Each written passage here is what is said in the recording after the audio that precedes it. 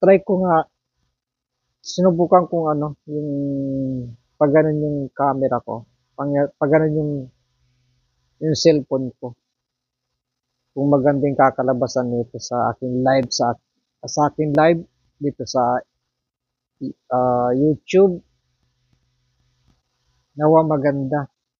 First time ko gagawin ko din, napahiga yung cellphone ko sa ating live ngayon. So, magandang magandang umaga, tanghali, gabi sa ating pong lahat, lalo-lalo po diyan sa Pilipinas, aking bayang Sinilangan, diyan sa Luzon at sa panig po ng Visayas at Mindanao at NCR. Miga-miga at saan man panig ng mundo, basta't may Pilipino, mabuhay po tayong lahat hanggang sa gusto po natin. So, laging so fast the boys so fine, parang try ko nga lang ipasapyo i-plus report ko lang po yung ginawa ng ating pangulo tung um, uh, nakalipas na oras. Yung gumawa po siya ng bodega o yung dito yung warehouse na tinatawag sa English dito sa part po ng ano sa Pulacan, sa ano po sa saan ba to? Dito po sa San Ildefonso, Bulacan. Dito po sa San Ildefonso, Bulacan, mayroon pong ginawa ng ating Pangulo po dyan ng warehouse ng palay. Alam naman natin, ang pangarap ng ating Pangulo na niluklok ng 31 million plus ay pinangarap niya na maging 20 pesos yung bigas at ito'y natupad na nakaraang buwan-buwan pa. So maraming po salamat po unang bungad. Maraming po salamat po ay mahal na Pangulo sa patuloy na inyo pong mga pangako, binitawang binigkas ay nangyayari na po na ang 20 pesos na bigas o 20 pesos sa isang kilong bigas ay napapakinabangan na po ng mararitang tao at ng Pilipino. DDS ka man? Meron mga DDS na bumili na kaya? Yan ang sinasabi sa hula eh. Kinikriticize yung pero hindi na tayo bumaba na dyan. Pag dito, saan man panig na mundo, ang ang presyo ng bigas na 20 pesos ay nangyari na po at natupad na po. At sabi nga nila, baka papogi points lang yun. Mga DDS, mayroon na po patuloy na gumagawa ng warehouse ang ating Pangulo at alam ko po na malaki yung warehouse na ginawa ng mga ahensya ng NFA dyan. Maliban na lang kung wala na pero alam ko mananatili po yan hanggang hindi po papalitan ng batas. Alam ko po na napalitan na po ng lalong pinalakas po ang batas po dyan sa ang tawag dito to monitor yung mga presyo ng pangunahing bilihin na abot kaya ng maralit ang tao. Yung yung nasabi ko na nga po dati yung price tarification law ano kala po ni ubatas po ni Cynthia Villar, Senadora Villar, kaya alam niyo na po, na-vlog ko na po, hanapin niyo na lang po dyan, sabi ganun. Dito sa vlog ko po yan. Yun nga po, yun po, dyan po sa Bulacan, na binisita po ng ating Pangulo po dyan, yung warehouse po ng mga palay. Katotohanan naman po mga kaibigan, maano po na talagang kung mayroon po tayong ang inuuna po talaga yung tawag dito yung una talagang bigyan ng pansin una talagang bigyan ng halaga. Una po bigyan po talaga ng mga puhunan o una po bigyan po halaga ng yung abrasa, yung mga magsasaka, yung mga mangingisda. Narinig niyo na po ba yung mga ayuda ng mga mag, mag, tawag dito, yung mga ayuda ng mga magsasaka. So bago po yan, ipaparinig ko muna at itong dito sa, babasahin ko po kung yung dinaluhan po ng ating Pangulo dyan sa warehouse po dyan sa Bulacan. Sa ano po, sa kahapon yung 22, the 28. So ito po, binisita po at inspeksyon po ng ating Pangulo ang National Food Authority Warehouse dyan po sa San Ildefonso, Bulacan. Kahapon po, May 28, 2025. Sabi nga po dito, buong commitment ng at sinisigurado po na ang income o income ng mga magsasaka po ay affordable po na presyo ng bigas sa lahat po ng Pilipino. Ayon po sa ating mahal na Pangulo, bumisita sa National Food Authority Warehouse in Barangay Malipangpang. Ito po pala, yung complete address po ng warehouse dyan po sa Bulacan.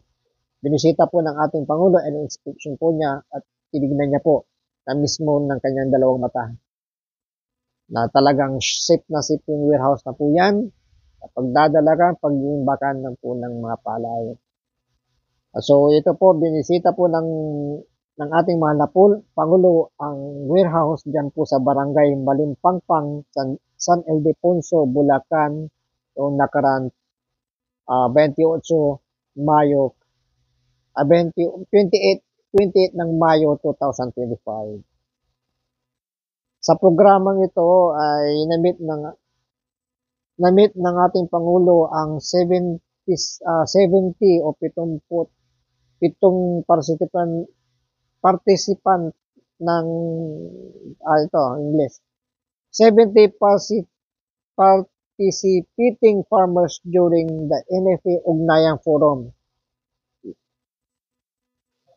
Sa programa ng Palay na Procurement Program at ang Palay Marketing Assistant Program for Legislator and Local Government Unit o sinasabing natin PLLGU na the PLL the P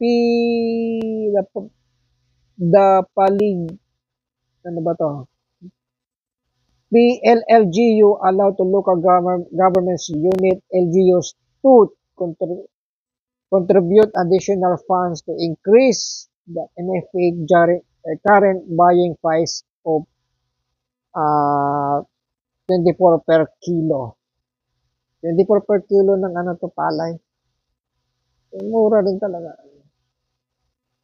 Pero sinisigurado po ng ating Pangulo na yung mga magsasaka po ay hindi po malalamangan o hindi po tawag dito malulugi ang kanilang binibili ng NFA sa bawat magsasaka. Lalong pinapalawak ng ating Pangulo ang warehouse o ang pagbibili po ng palay sa bawat magsasaka sa mapanig ng mundo. Ay hindi, saan man panig ng lugar ng Pilipinas.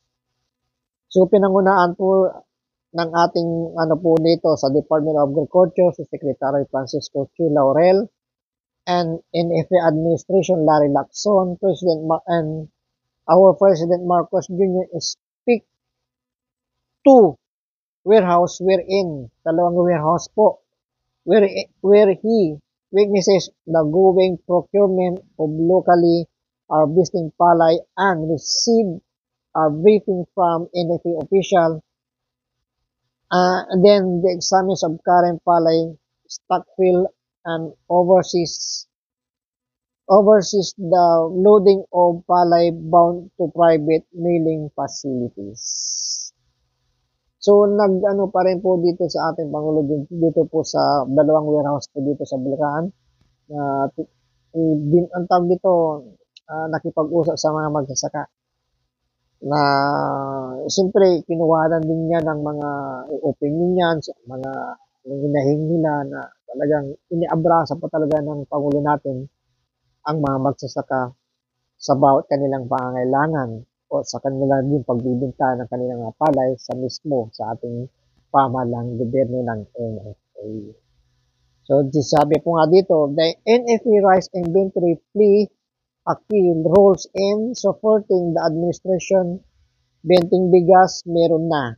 BBM na. Program cornerstone of President Marcos Jr. Food Security Strategy aim and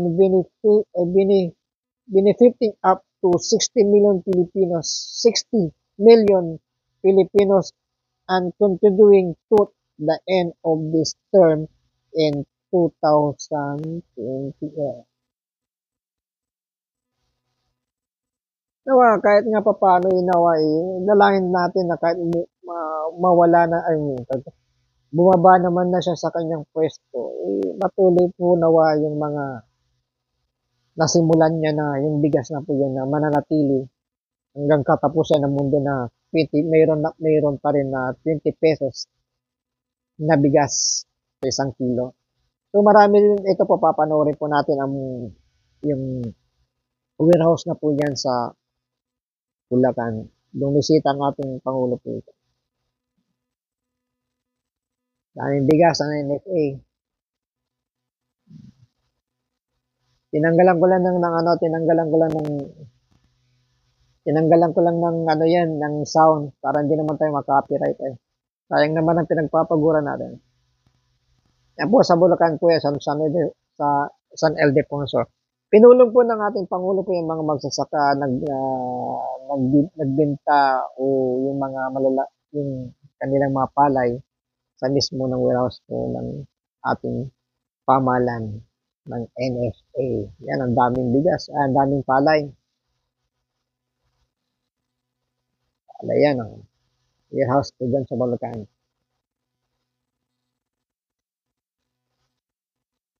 Yan, talagang ang dami kung matatalino po talaga namumuno at may puso talaga, kailangan talaga ng, mas possible talaga, unahin mo talaga para maging sustainable o abot kaya po lahat ng bilihin. Yung mga warehouse. Bago mag-warehouse, alam mo naman, dapat bigyan mo ng mga ayuda, bigyan mo ng mga puhunan, bigyan mo ng mga asistang, mga fertilizer na yan, ang mga magsasaka. O sa panoorin din po natin yung payag ni, na kung paano nila iniingatan, paano nila ginagawa ng sustainable o di kaya abot ay yung, namatay.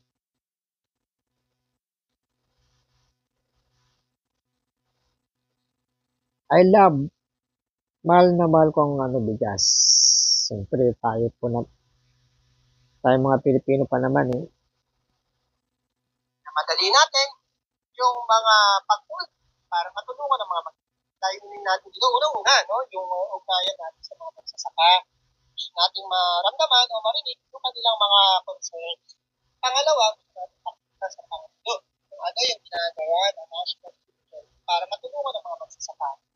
Kikita natin na kung paano yung mga pamamaraan na ginagawa natin para parinig lang natin yung mga pag-pull-out ng mga palay ng ating mga dealers. So, nagpagkaroon ng espasyo. Mga magsasaka ang mga nagbibigay ng anin sa ating mga kapagkainan. Dapat talagang tulungan. Yun ang maging pang 2 years from now, kapag nakompleto na yung modernization program na ginagawa natin sa National Food Authority. Gulo ko na. Modernize natin ang ating mga facilities kasama na rin na bang natin 36 and 36 construction. Ito yung mga facilities na lalagyan natin kompleto. Ang gulo. From weighing, drying, milling, packaging, included pati mga malalaking silo para pagbakan natin ng alay. Bagong ways of doing this, mas responsive, may malasakit, at tumutugon sa mga pangangailangan ng mga nasasakupan ng constituents o yung mga client natin. Yun, bagong living natin.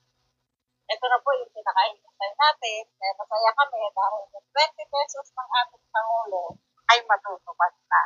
Ngayon, malaking bagay po ito, lalo na po sa mga mahihirap po natin mga kababayan, sa amin pong mga seniors, na talaga naman pong hanggang sa tumanda ay naghihirapan pagdating sa pagpapakain sa pamilya. Ang 20 pesos po ay malaking bagay. Sa halip po na yung dating 50, mag-20, yung 30 sobra, pambili na ng ulam. Aming pong mahal na Pangulo, lagi po kami nagpapasalamat dahil eto na po yung pangarap ng mga mahihirap, lalo na po sa aming mga seniors, na matupad na po. Dumating na po ang 20 pesos po natin bigas.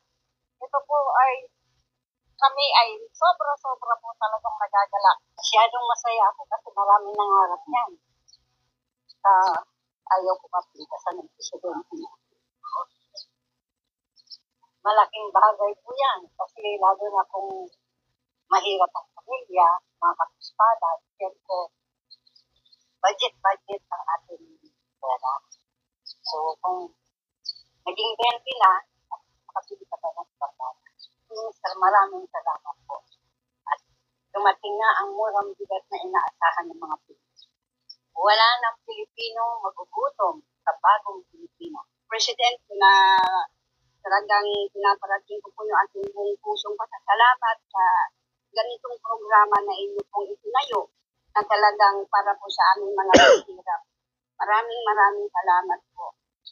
Sana i-bless ka pa po at talagang marating natin yung mga dapat natin abutin. Gusto lang po namin magpaabot ng pasalamat kay BBM dahil matutupad na rin po yung matagal na namin hinihintay na magkakaroon na ng mas murang bigas, halagang 20 pesos lang. Malaking tulong po sa amin, lalo na po yung parents ko po magsasaka po sa Bicol. Makakaluwag-luwag na po kami sa amin, araw-araw na pamumuhay. Sa bagong Pilipinas, wala nang Pilipinong magugutom. Maraming salamat po kay Pangulong Marcos sa pagbubukas ng kanyang mababang presyo ng bigas. Marami na po kaming mabibili sa halagang 100. Wala na pong magugutom na Pilipino.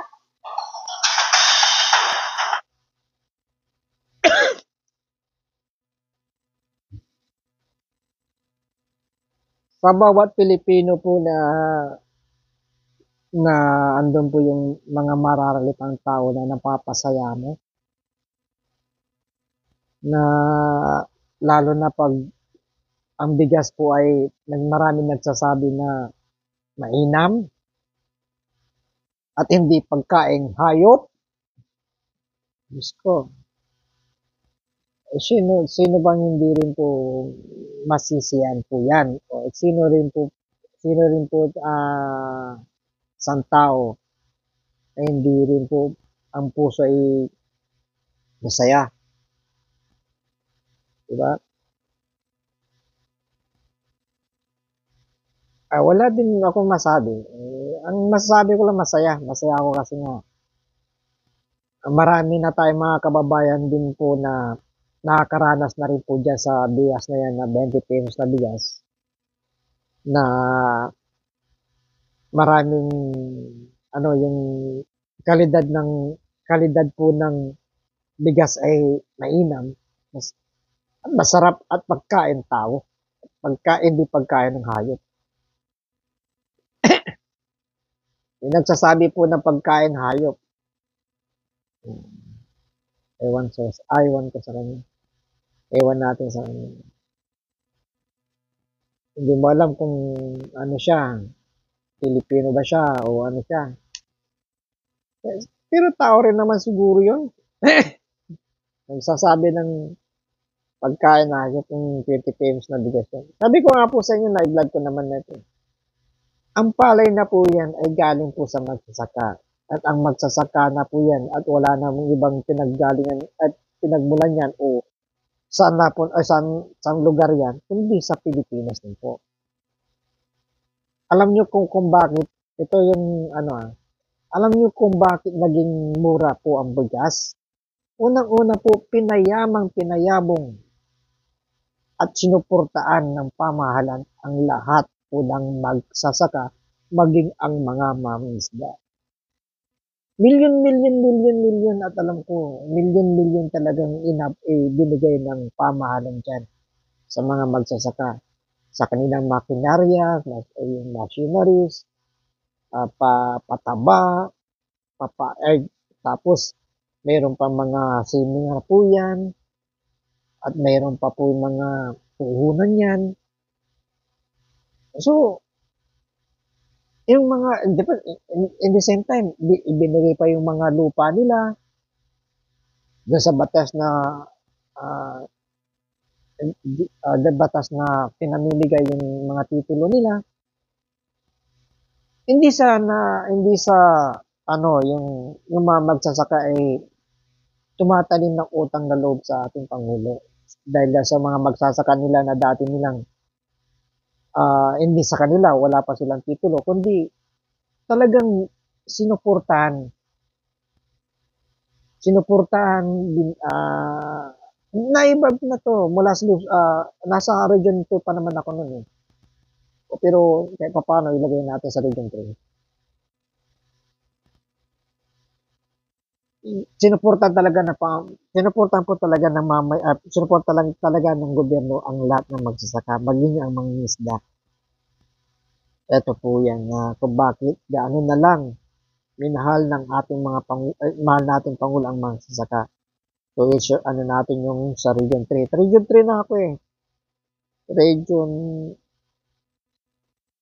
3,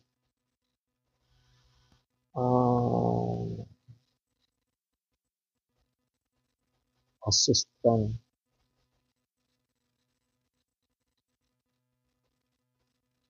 farmers Fisher Folk.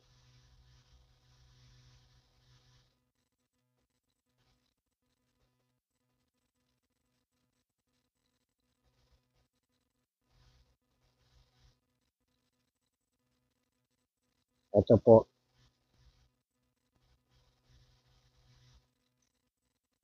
Ito ay sa Pampanga Region 3.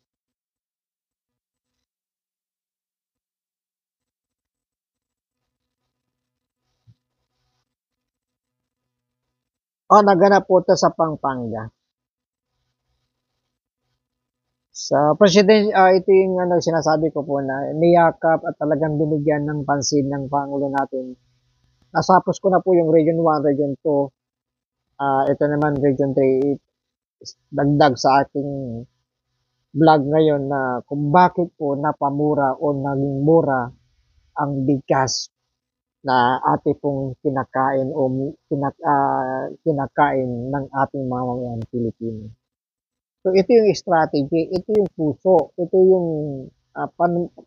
pamumuno na mayroong puso, mayroong pong malasakit, habag sa bawat Pilipino mararalitang tao.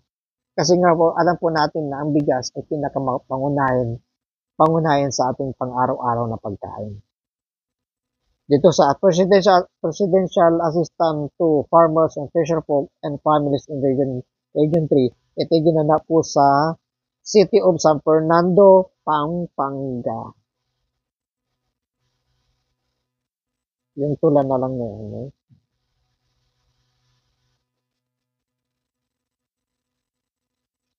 Suporta sa agrikultura. Ito na. Pakinggan natin siya.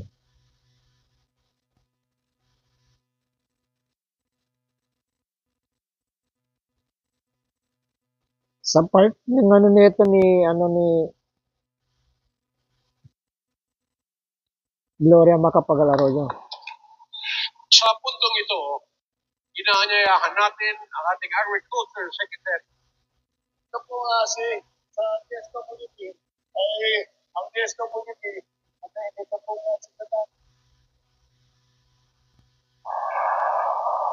si nandito rin po ang Bulacan Provincial Governor.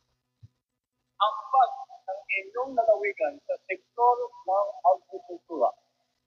Ngunit, patid namin na naging mahirap ang mga nakaraang ilang buwan dahil sa matinding epekto ng El Nino.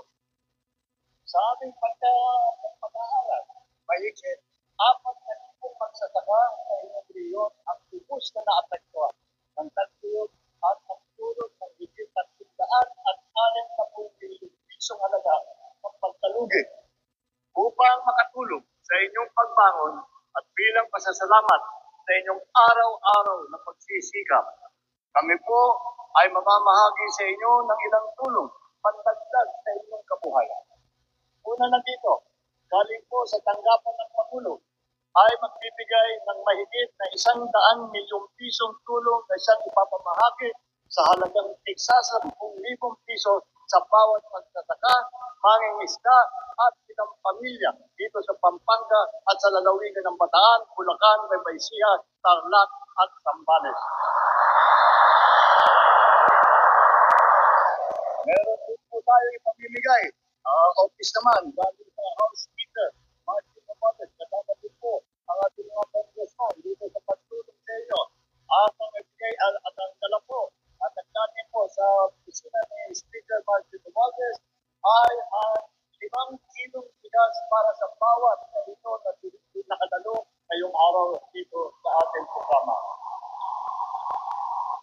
Sa ilalim naman ng ayuda sa kapos ng kita o AKAP program ng DSWD, makakatanggap din ng tigsa 10,000 piso ang 10,000 mga beneficiary nito.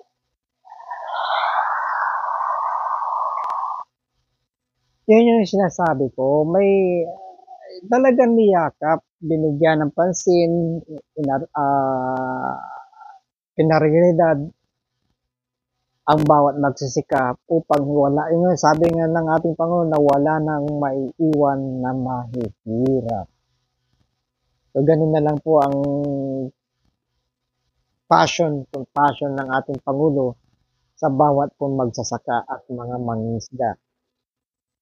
Hindi ko naman sinasabi hanggang mangingisda lang sila o magsasaka ang pinapriority ng ating Pangulo, kundi sa lahat po na para mapayabong, mapaunlad, lalong umusbong at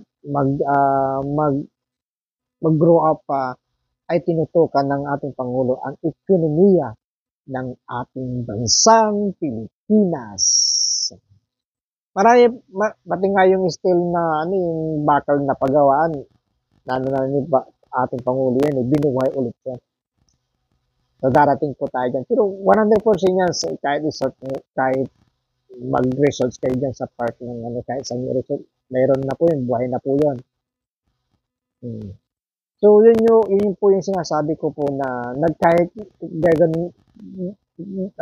kaya nga po naging bumaba at na-reach o nagawa o yung 20 pesos na bigas na yan na 1 kilo dahil nga po sa pag-aaruga, pagbibigay ng mga pangangailangan ng bawat magsasaka at higit sa lahat yung bawat Pilipino na mararitang tao na patuloy po silang tumatanggap ng purpose noon hanggang ngayon ay patuloy po at nadagdagan pa po sa kanilang mga benepisyo. So, mega shoutout po sa lahat ng tumatanggap po ng AKAP. Mega shoutout po sa tumatanggap ng purpose. Yung nagsasabi, ba't di kami nakakatanggap ng mga purpose o AKAP? Yan naman nagsasabi doon. Diyos ko, hindi mo na kailangan. Ang laki-laki naman ng yung kilala ko naman kasi yan. Sabihin natin na milyonary na. Kasi sa sipag at tiyaga din niya, naging milyonary na rin siya. At mayroon malalaki na rin yung lupa nun. At mayroon na rin isang palisda at mayroon na rin palayan. Sabi lang niya siguro, pero kahit pa paano rin, kahit dapat ilahat. Pero ang programa naman kasi, hindi naman nila naiintindihan yun. Kasi nga, ang programa naman yun ay para sa mahihirap talaga. Yung mga kapuspalad. Bagamat mayroong hindi nabibigyan na iwan natin sa mga dyan, pero yun naman talaga programa sa DSWD na yung mga mahirap, yung mararalitang tao na kanilang sinusuportahan. So, yan nga po. Huwag na po tayong doon sa mga medyo may kaya naman sa buhay. At hindi naman naghihirap. At sapat-sapat ang kanilang intindihin na lang natin. Pero alam po, talagang 100% po yun para sa mahihirap po yun ng AKAP at sa Fortis. At alam ko po na marami na po napaangat ang buhay. Doon lang sa amin. Marami na napaangat ang buhay dyan. Marami na napagtapos ng pag-aaral dyan sa Fortis na yan. Na yung iba, nakapag-asawa na. Pero yung iba, nakapag-aral na. Hindi naman, sino na bibigkasin ko po dyan sa parte ng bahay, parte ng namin. So, malaking tulong. Huwag naman silang basta malaking tulong sa kanila. At nabigyan po sila ng ayuda o nabigyan po sila ng suporta ng gobyerno. So, mega shoutout po sa inyo po sa lahat po ng tumatanggap ng Fortis, tumatanggap ng mga ayuda, mga AKAP o anumang programa ng gobyerno. Mega shoutout po sa inyo. Sa lahat po naman ng may kaya sa buhay po dyan, unawain muna natin. Kasi nga,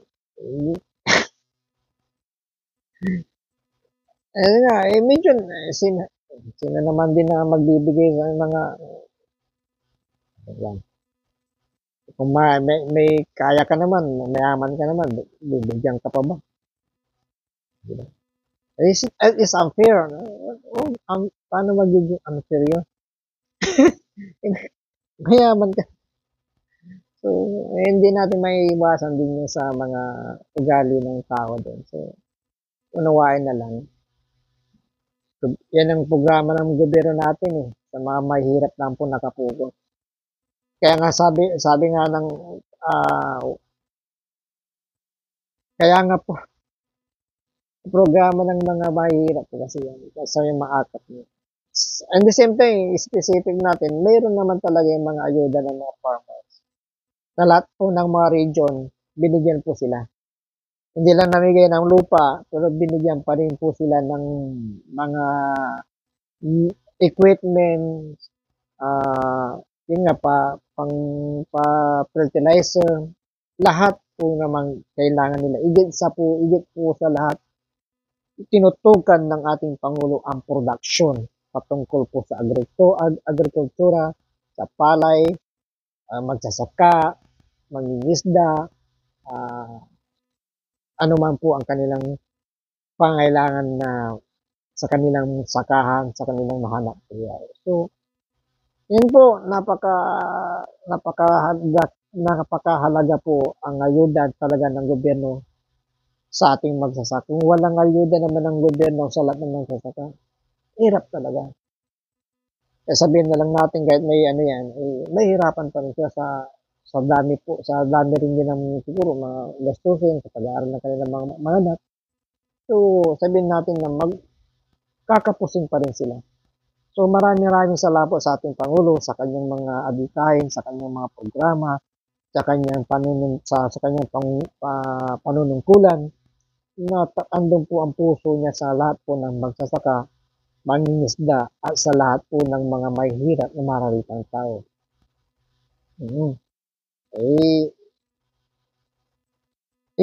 Alam niyo po, yung may card pa yan mga yan Biga siya ay sino yung dyan, Diyos ko, meron naman talaga pa kaya. May mga card sa mga pangisda na i-withdraw mo na lang yan every month, iwan ko basta yan basta meron. I-block ko minsan yan. Yung card na po yan. Sa lahat po ng mga Fortis, sa lahat po ng mga magsasaka, sa lahat po ng mga isda, tinutukan po talaga ng ating mahal na Pangulo. Kung walang mangingisda o wala po magsasaka, paano na yung mga lupa na yan? Paano na yung mga mais na yan, mga palay na yan? Anong gagawin natin dyan kung wala din sila? So, salamat po sa lahat po ng mangingisda, sa lahat po ng mga magsasaka. Kayo po ang buhay na nagbibigay sa pang-araw-araw ng mga kailangan ng bawat Pilipino, ng bawat sambayan ng Pilipino sa ating bansang Pilipino. So lahat po kayo po pinagpapala at pagpapalain panawa ng mga mapapalain panawa ng ating Panginoong Jesucristo. Alam ko po na nasa Biblia rin po yan na pinagpapalo o yung mga pinagpapawisan nyo ng mga umulan, umaraw, nandyan po kayo sa mga bukid nyo.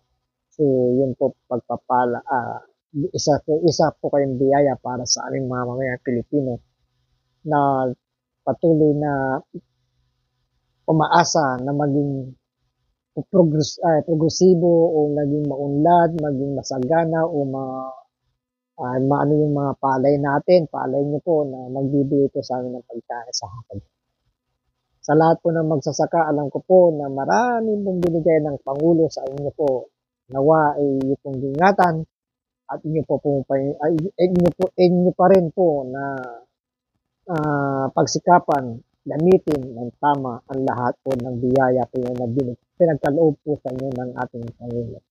So lahat po ng hindi lang po ang mga equipment po, kundi pinalawak din po ang lahat ng irrigation or dam sa ating bansang Pilipinas.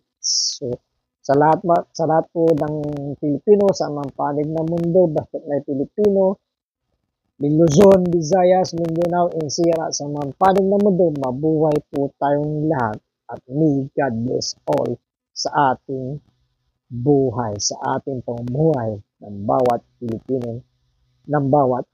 God bless Philippine, mabuhay ang bagong Pilipinas.